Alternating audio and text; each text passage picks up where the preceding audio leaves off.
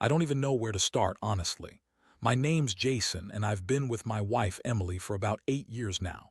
We met in college, and honestly, I thought we had a pretty solid relationship. We had our ups and downs, like everyone does, but I never suspected anything major. Until one day, everything changed. It started with little things. Emily's phone started pinging constantly, more than usual. She'd hide it when I walked into the room, which was odd because she's not really the secretive type.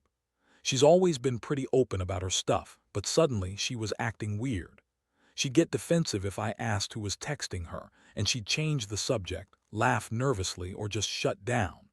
One afternoon, I was sitting on the couch, flipping through my phone, and I saw a message pop up on her screen. It was from someone named Mike. Nothing suspicious on its face, just a quick, "can't wait to see you tonight," and a heart emoji. I thought maybe it was work-related or her friend, but I felt a weird knot in my stomach. I wasn't the jealous type at first, but something about the way she acted, how she would rush to grab her phone every time I came near, it wasn't adding up. A few days later, I noticed her acting even stranger. She was staying late at work more often, claiming she was finishing projects or meeting with clients. But her phone was glued to her hand constantly, and she was secretive about where she was going. I caught her sneaking out a couple of times, always with her phone clutched tight. It was clear she was hiding something. My gut was telling me that whatever was going on, it was serious, but I didn't want to jump to conclusions. I kept telling myself I was just paranoid. Then one night I decided to follow her. I waited until she left the house under the guise of going to the grocery store, but instead I followed her GPS signal. She drove to a small, upscale hotel about 20 minutes away. I parked a block down the street, watching her go inside. My heart was pounding. This was it. I was about to find out what she was hiding. I stayed in the car for a few minutes, trying to calm myself, then I saw her come out about an hour later. She looked flushed, a little too happy, and her hair was slightly tousled. She hurried into her car, and I saw someone get out of a cab and walk into the hotel behind her. It was then that I caught a glimpse of that person. It was her brother, Mark, my twin brother. I blinked, stunned. How could this be? I'd always trusted Emily, and I'd never suspected she'd be capable of something like this, especially with my own brother. I watched them go inside together, her leaning into him, laughing like they were the only two people in the world. I couldn't believe what I was seeing. My mind was racing. My wife, my brother, how long has this been going on? Was it just that night, or had it been happening for months? I stayed in the car, frozen. My chest felt heavy, my stomach churned. I didn't want to believe it at first, but everything pointed to a betrayal I never saw coming. The worst part, I knew Emily had been lying to my face. Over the last few weeks, she'd been so dismissive of my concerns. She told me I was overreacting, that I was imagining things, that she loved me and would never do anything to hurt me. And here she was, sneaking around with her brother, the one person I trusted most in the world. I didn't confront her that night. Instead, I drove home in silence, trying to process what I'd just seen. I kept replaying the scene over and over in my mind. I felt betrayed, hurt, angry, all at once. I didn't know how to handle it. I was angry at her for cheating, but I was also furious at my brother. How could he do this to me? To our family? It felt like my entire world was crumbling. I knew then that my life was about to change forever. The next morning, I woke up feeling like I'd been hit by a truck. My head was pounding, and my stomach was still churning from the shock of what I saw the night before. I couldn't get the image of Emily and Mark sneaking into that hotel out of my mind. It was like a bad dream I couldn't wake up from. I kept asking myself how I missed all the signs, how. I didn't see it coming. I had always thought I knew her, but now I realized I was blind. I knew I had to confront her, but I also knew that I couldn't do it immediately. I needed time to think, to gather myself. After breakfast, I sat her down in the living room, trying to sound calm, but my voice was shaky. I told her I knew about her affair. Her face twisted into a look of shock, then into something more like contempt. "Jason, you're crazy," she snapped. "You're just jealous. It's nothing, just a stupid mistake. Mark and I were just friends. You're overreacting as usual." I looked at her, trying to keep my composure. "A friend doesn't stay out all night in a hotel with someone's brother, Emily. I saw you, I saw him. Don't lie to me." She rolled her eyes, scoffing. "You're always so dramatic. You're imagining things. Mark's my brother. We're close, that's all. You're just jealous because I won't drop everything for your insecurities." I wanted to explode. The way she lied so casually, like she didn't care about the damage she was doing. I felt my fists clench. I knew then that she was going to keep lying, keep denying, and I had no idea how to make her stop. I couldn't believe I'd been so blind, so naive. I thought I was the one who knew her best, but apparently I didn't know anything. Over the next few days, things only got worse. She would get defensive at every turn, accusing me of paranoia. She'd put on a fake smile, act like everything was normal, until I caught her lying again. I found her hiding her phone multiple times, deleting messages, trying to cover her tracks. It was clear she was trying to hide something, but she kept pretending it was all in my head. Meanwhile, Mark stayed silent. I didn't see him, didn't hear from him, but I knew he was involved. The worst part, I started to notice subtle changes in Emily's behavior around me. She was colder, more dismissive, more bitchy. She'd lash out at me over small things and refuse to talk about what was really going on. It was like she was trying to push me away, like she didn't care anymore. One night, I finally snapped. I told her I wanted the truth. I said I deserved honesty after everything. Her response was a sneer. "You want honesty? Fine. The truth is I don't love you anymore. I don't care about your stupid rules or your feelings. I'm done pretending. Mark and I are in love and there's nothing you can do about it." That was the moment I realized she was past saving. She made her choice and it wasn't with me. Her words hit me like a punch in the stomach. For a second I just sat there, stunned. Then I felt something I hadn't felt in a long time, rage. I couldn't believe she'd been lying to my face all this time, cheating on me with my own brother, and now she was basically telling me she didn't want me anymore. The betrayal was so deep I felt like I might burst. I told her I was done with her lies. I told her I was done with the whole mess she'd created. But inside, I knew I wasn't done with her yet, not by a long shot. I had to figure out what to do next. I couldn't just let her walk all over me, not after this. Someone had to pay for what she'd done, someone besides me. I started plotting quietly how I was going to handle this mess. I knew I had to get revenge, make her regret ever crossing me, and I knew exactly how I was going to do it. After that night, everything changed. I couldn't sleep, couldn't eat properly. My mind kept circling back to what I'd seen, what I'd learned. I felt humiliated, betrayed, and furious. How could she do this with my own brother? How long had this been going on? Did she even love me, or was I just some pit stop in her game? I wasn't sure I'd ever feel normal again, but I knew I had to act. I couldn't let her get away with it, not without some kind of payback. I started gathering evidence. I needed proof she'd cheated, proof I could use if I decided to confront her publicly or cut her out of my life. I installed a hidden app on her phone, one that would record her messages, her calls, her locations. I went through her emails and social media accounts, trying to piece together how long this had been happening. I also reached out to a private investigator just to confirm what I already suspected. She was still seeing Mark, still sneaking around. Meanwhile, Emily was acting more and more like a bitch every day. She was rude, dismissive, and downright cruel sometimes. I guess she sensed something was coming because she started throwing accusations my way. "You're crazy, Jason," she sneered one morning. "You're just jealous because I don't want your boring ass anymore. Maybe I should just leave, get it over with." Her words pierced like a knife, but I kept my cool. I knew she was trying to bait me, to push me into an impulsive reaction, but I wasn't that stupid. One afternoon, I found her with her phone open on the living room table. I saw a recent message from Mark, a picture of them together at that hotel. They'd been texting, planning meetings. I couldn't believe how openly she was flaunting it now, like she had nothing to hide.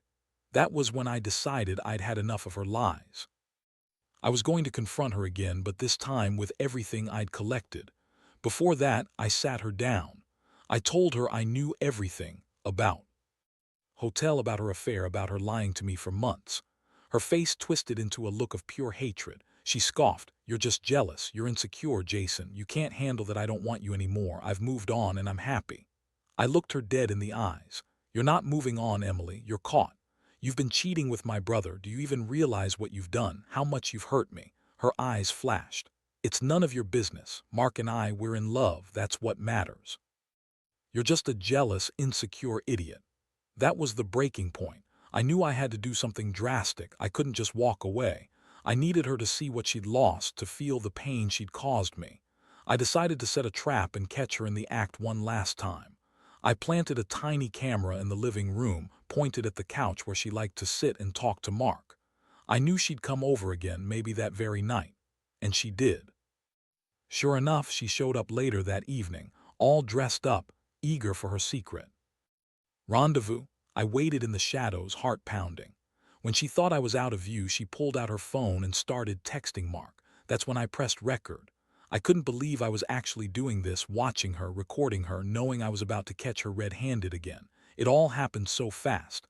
They started to get cozy, talking softly, then kissing. I almost couldn't watch. The betrayal was so raw it made my stomach turn. But I kept recording, knowing this was the proof I needed.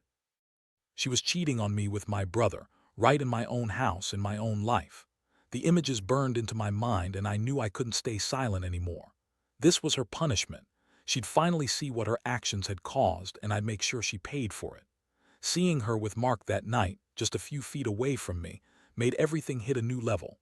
I stood there in the shadows, clutching the camera like a lifeline, watching her throw herself into that affair with no regard for what it was doing to me. It wasn't just a fling. She was deep in it, full-on cheating, and she didn't even care if I saw. Honestly, I'd never felt such a mixture of anger and heartbreak.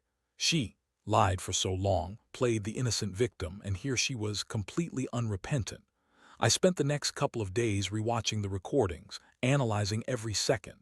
I wanted to make sure I had the undeniable proof, something that couldn't be denied or spun away.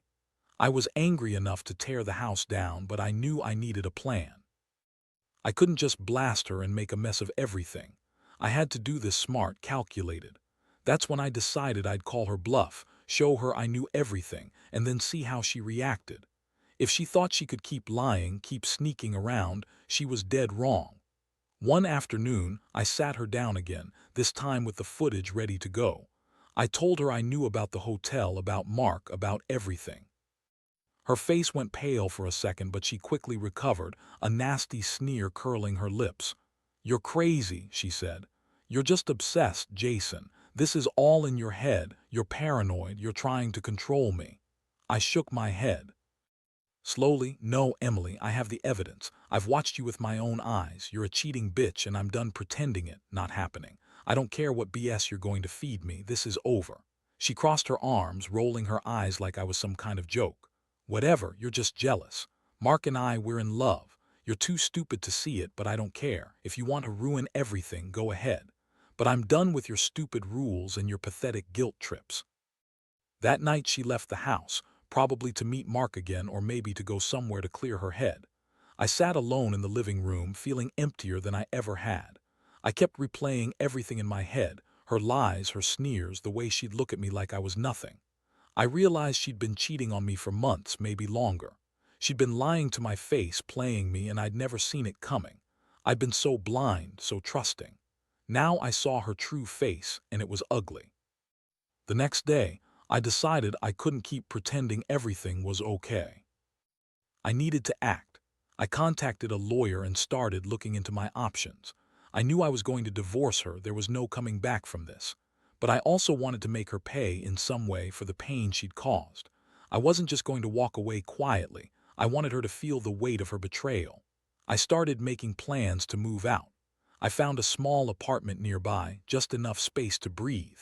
I knew I'd have to face her again soon, to confront her face to face. When I did, I wanted her to see that I wasn't the fool anymore, that I knew the truth, and I was ready to walk away, no matter how much it hurt. And through all this, I kept thinking about the irony. The woman I loved, the woman I married, was screwing my own brother, and I'd never even suspected. It made me wonder how many other secrets she'd been hiding. Honestly, I was hurt, furious, and betrayed. But I also felt a strange sense of relief that I finally knew. Now I could do something about it. Now I could take my life back, even if it meant destroying the one I thought I had. The day I moved out was one of the hardest days of my life. I stacked my belongings into boxes, feeling like I was packing away years of trust, love, and innocence. Emily watched me with that smug, bitchy look she always threw on when she thought she was winning. She kept pushing her little false smiles and fake tears, acting like she was the victim, like I was overreacting. But I knew the truth now, and I wasn't about to let her manipulate me anymore. I remember the moment I told her I was leaving. I looked her right in the eyes and said, "This isn't a divorce, it's a release. You're free from me. You can keep lying, keep cheating, keep pretending you're some victim, but I know everything now. I know what you did, who you are, and I don't want to be part of this anymore." Her face twisted in anger, then contempt. She spat at me. "You're just a jealous little man. Mark and I are in love, and there's nothing you can do to stop us." That last part made me laugh bitterly. "You think I care about stopping you? No, Emily, I just want you out of my life. You showed me who you really are. I'll never forgive you and I'll never forget what you did, but I'm done being your punching bag." Over the next few weeks, I worked through the pain, the anger, the sense of betrayal. I kept replaying all the moments I missed, all the signs I ignored. The worst part, knowing that Mark, my own brother, was involved in this mess, probably the biggest betrayal I'd ever faced. I confronted him once, a week after I moved out. I wanted to hear it straight from his mouth. We met up in a coffee shop, tense and silent. When I finally brought up Emily, he looked uncomfortable, then avoided my eyes. "Look, Jason," he finally said, "I didn't plan for this to happen. I care about Emily, but I didn't mean for it to get this far. I'm sorry, man, I really am. I never meant to hurt you." That hurt worse than anything. Hearing my brother say he didn't mean to hurt me, like this was some kind of accident, made me feel even more betrayed. I wanted to punch him, but I just got up and left. I realized that I couldn't trust either of them anymore, not Emily, not Mark. They'd broken everything that once made me feel safe and loved. In the aftermath, I focused on rebuilding my life. I threw myself into work, trying to drown out the pain, the memories. I started therapy, trying to process everything I'd been through. I knew I'd never fully get over this, but I had to learn to live with it. I also cut all contact with Emily and Mark, deleted their numbers, blocked them on social media. I didn't want to see their faces, hear their lies anymore. I wanted to heal, even if it would take a long time. There's a strange sense of clarity that comes with betrayal like this. I realized how fragile trust is, how easy it is to be blind to the truth when you're invested in someone. I also learned that revenge isn't just about hurting someone else. Sometimes it's about reclaiming yourself. I didn't want to be the guy who got played, who was a fool. I wanted to be stronger than that. Looking back now, I see how much I've grown. I see my pain, my rage, but also my resilience. I'll never forget what Emily and Mark did, but I refuse to let it define me. I've learned the hard way that some people are just shitty, and sometimes the only way to move on is to cut the cord and start fresh. My advice to anyone in a similar situation: trust your instincts. Don't ignore the signs. When you catch a betrayal, confront it. Don't brush it aside. And most importantly, don't let anyone make you feel small for seeing the truth. Your happiness and dignity are worth more than any lie they tell. Now, months have passed since I moved out and cut ties with Emily and Mark. It's still a daily struggle. Some days are better than others. But I'm finally starting to feel like I'm reclaiming my life. The pain of betrayal doesn't disappear overnight, but I've learned to accept it, to understand that not everyone is worth my trust, and that sometimes you have to walk away to save yourself. Looking back, I realize how naive I was to think everything was perfect. I thought I knew Emily, thought I knew her so well. But trust is fragile, and once it's broken, it's nearly impossible to repair. I used to wonder if I could have done things differently, if I should have seen the signs earlier, but I've come to accept that sometimes you're just blind to the truth until it hits you hard. One thing I've definitely learned is the importance of self-respect. No matter how much you love someone, if they betray you like that, you have to stand up for yourself. You have to protect your heart and your sanity. I don't hold any hatred towards Emily anymore. I just feel sorry for her, sorry she's lost her way, sorry she's so full of anger and bitterness that she'd destroy everything good in her life. I hope she finds some kind of peace someday, but I know I won't be part of that journey anymore. As for Mark, I've come to see him for what he really is: Another selfish ass who thought he could get away with screwing his brother's wife. I don't harbor any ill will toward him anymore. I just see him as a man who made his choices and now has to live with the consequences. Honestly, I do miss him. I've realized that the only person I should focus on is myself. This whole experience taught me a lot about resilience. I found strength I didn't know I had. I learned that sometimes you have to lose everything to find yourself again. I've started dating casually, trying to rebuild my confidence and trust in myself. It's slow, but I'm making progress. If there's one thing I want others to take away from this, it's that betrayal hurts like hell, but it also clarifies what really matters.